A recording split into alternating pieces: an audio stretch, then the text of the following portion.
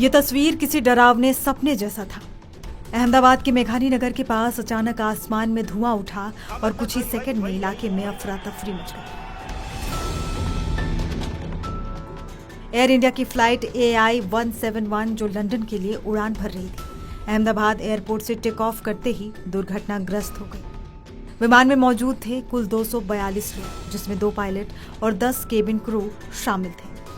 यह हादसा इतना भयानक था कि 5 किलोमीटर दूर तक धमाके और धुएं को देखा और सुना गया। बताया जा रहा है कि अहमदाबाद में प्लेन क्रैश होने से पहले पायलट ने सिग्नल दिया था, लेकिन जब एयर ट्रैफिक सर्विस ने विमान से संपर्क करना चाहा तो सामने से कोई मैसेज नहीं मिला और फिर कुछ ही देर बाद ये विमान क्रैश हो गया। बता दें कि ये कोई छोटा विमान नहीं था, ये था बोइंग 787 ड्रीमलाइनर। लंबी दूरी की इंटरनेशनल फ्लाइट्स के लिए तैयार किया गया एक हाईटेक जंबो जेट।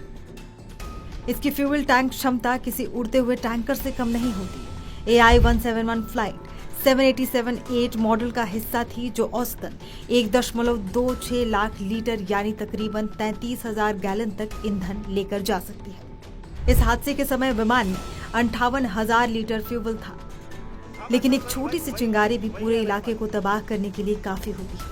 कुछ अन्य खासियत की बात करें तो ये प्लेन सबसे सुरक्षित और मॉडर्न प्लेन में से एक है।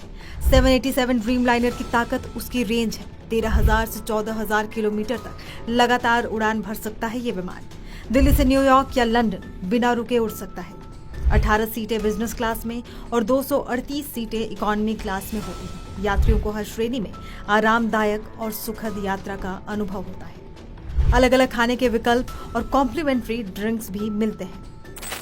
लेकिन आज यह विमान उड़ा नहीं, गिर पड़ा, और वो भी टेक ऑफ के शुरुआती क्षणों में। हादसे के बाद दमकल विभाग, BSF और NDRF की टीमें तुरंत मौके पर पहुंची। घायलों की जानकारी अब भी जुटाई जा रही है और राहत कार्य युद्ध स्तर पर जारी है।